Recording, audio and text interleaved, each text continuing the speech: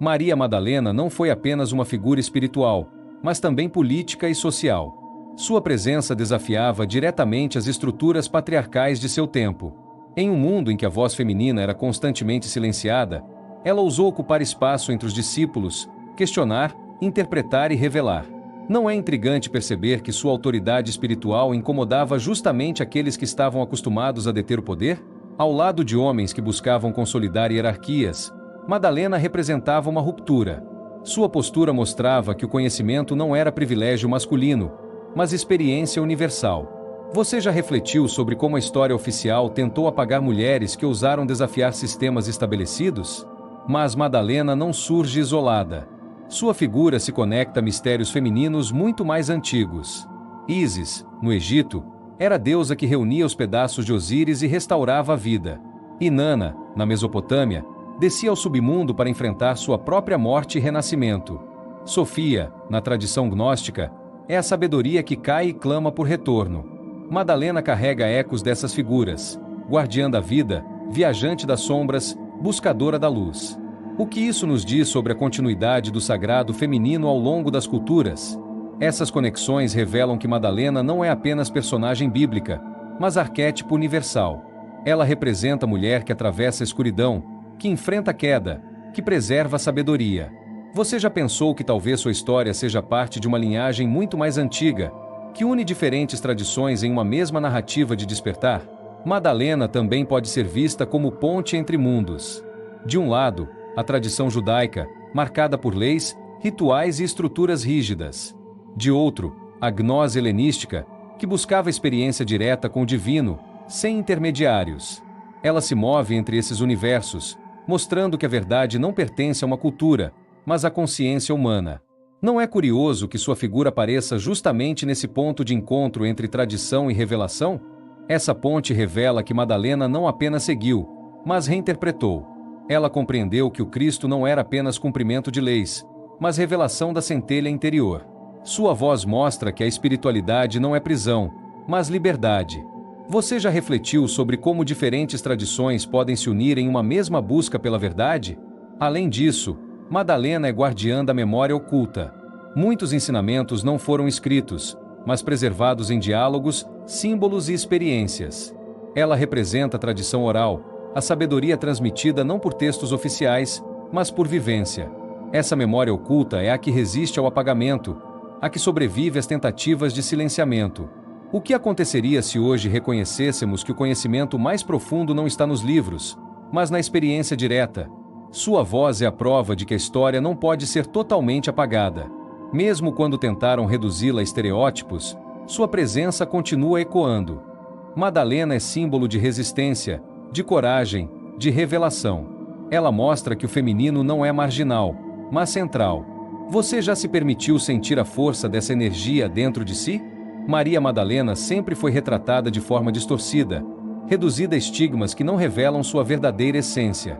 No entanto, dentro da tradição gnóstica, ela surge como a discípula que compreendeu os mistérios mais profundos, aquela que não apenas ouviu, mas viveu a revelação interior. Você já se perguntou por que tantas vezes a história oficial tentou silenciar sua voz? O Pistis Sophia mostra Madalena como a que mais questiona, a que mais entende, a que mais dialoga com o Cristo ressuscitado. Não é curioso que justamente ela, uma mulher, tenha sido a guardiã dos segredos da consciência desperta? O que isso nos diz sobre o poder do sagrado feminino? Sofia, a sabedoria caída, representa a alma humana em busca de retorno à luz. Maria Madalena, por sua vez, encarna Sofia que desperta, a centelha que reconhece a prisão dos arcontes e ousa clamar por libertação. Será que não é exatamente esse o caminho que cada um de nós precisa trilhar?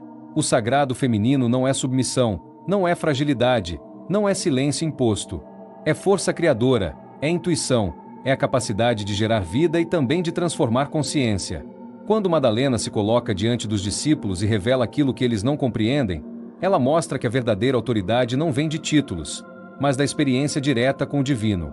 Você já refletiu sobre quantas vezes a sabedoria feminina foi apagada da história? A gnose nos ensina que o conhecimento não é transmitido por dogmas, mas despertado dentro de cada ser.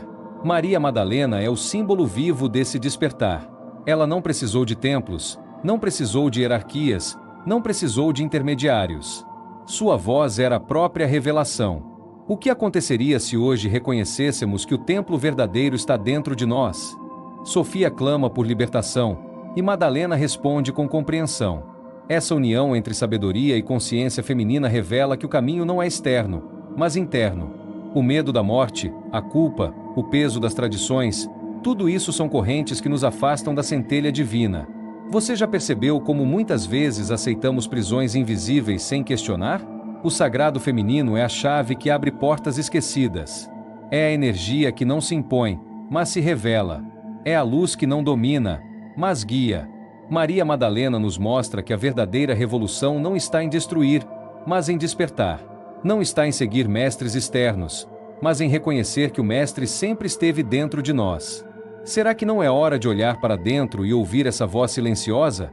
Sofia, caída nos mundos inferiores, representa cada um de nós quando nos deixamos aprisionar por ilusões. Madalena, ao compreender os mistérios, mostra que a ascensão é possível, que a consciência pode se libertar. O que você faria se descobrisse que toda a sua vida foi moldada para servir a forças invisíveis? Continuaria aceitando ou ousaria romper? O feminino sagrado não pede adoração, pede reconhecimento. Ele não exige submissão, exige despertar. Ele não se alimenta de medo, mas de lucidez. Maria Madalena é o espelho que nos lembra que a centelha divina já está em nós. Sofia é o mito que nos mostra que a queda não é o fim, mas o início da jornada de retorno. Você já pensou que talvez o verdadeiro paraíso não esteja fora, mas dentro? A história oficial tentou apagar Madalena, mas a tradição gnóstica preservou como a discípula que mais compreendeu. Isso não é apenas sobre religião, é sobre consciência. É sobre perceber que o despertar não depende de instituições, mas de coragem interior. É sobre reconhecer que o sagrado feminino é a força que equilibra, que cura, que liberta. Maria Madalena não foi apenas uma seguidora, foi uma mestra de luz. Sofia não é apenas um mito, é a nossa própria alma clamando por retorno. O sagrado feminino não é apenas uma ideia, é a energia que pulsa em cada ser humano, homem ou mulher, quando decide despertar. Maria Madalena não aparece apenas como discípula fiel, mas como aquela que compreendeu a essência da mensagem oculta. Enquanto muitos buscavam sinais externos, ela mergulhava no silêncio interior.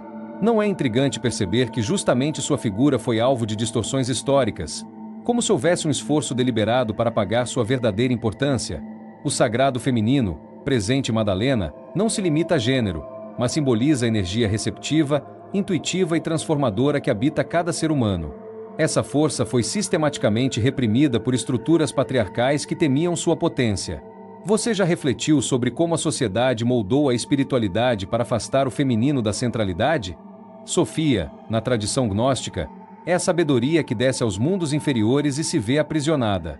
Sua queda não é um erro, mas uma oportunidade de experiência. Madalena, ao compreender os mistérios revelados, mostra que a jornada da alma é semelhante, atravessar a escuridão para reconhecer a luz. Será que não é exatamente isso que vivemos quando enfrentamos nossas próprias sombras? O Psti Sofia revela diálogos em que Madalena se destaca como a que mais entende, mais pergunta, mais se aprofunda. Essa postura não é de submissão, mas de coragem. Ela não aceita respostas superficiais, exige revelação. Você já se perguntou por que a busca pela verdade incomoda tanto os sistemas de controle? O feminino sagrado é também a energia da cura. Ele não se impõe pela força, mas pela presença. Ele não domina, mas transforma. Madalena representa essa capacidade de transmutar dor em sabedoria, silêncio em revelação, sombra em luz. Quantas vezes você já percebeu que a verdadeira força não está em resistir, mas em se entregar ao fluxo da consciência? Sofia clama por libertação, e sua voz ecoa como a voz da humanidade. Madalena responde com compreensão, mostrando que o caminho não é negar a queda, mas atravessá-la. O despertar não acontece sem confronto com as ilusões. Você já pensou que talvez o sofrimento seja apenas o chamado para retornar ao que sempre esteve dentro de você? O sagrado feminino também é a energia da criação. Ele gera mundos, mas também gera consciência. Ele não precisa de templos externos, porque o corpo e a alma já são templos vivos. Madalena nos lembra que a verdadeira espiritualidade não é ritual vazio, mas experiência direta. O que aconteceria se você abandonasse todas as formas externas e buscasse apenas dentro de si? Sofia, ao cair, experimenta a dor da separação. Madalena, ao compreender, mostra que a separação é apenas ilusão. O retorno à luz não é viagem física, mas despertar interior. Você já refletiu que talvez o céu e o inferno sejam estados de consciência, e não lugares? O feminino sagrado é também a energia da intuição. Ele percebe além das palavras, além dos símbolos, além das aparências. Madalena, ao ouvir, não apenas escuta, mas sente. Essa sensibilidade é a chave para compreender os mistérios. Quantas vezes você já ignorou sua intuição por medo de parecer irracional? Sofia representa a humanidade caída, mas também a possibilidade de ascensão. Madalena representa a consciência desperta que reconhece essa jornada.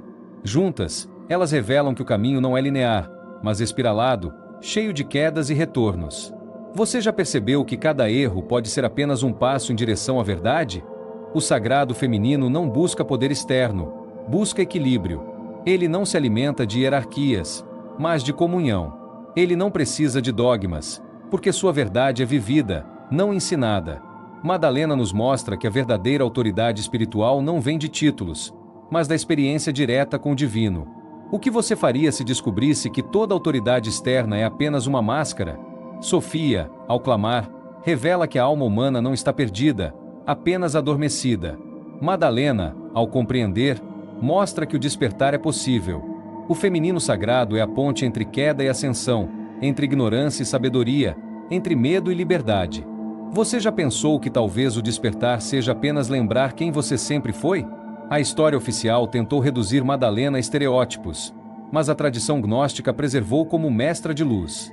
Madalena foi reduzida a prostituta.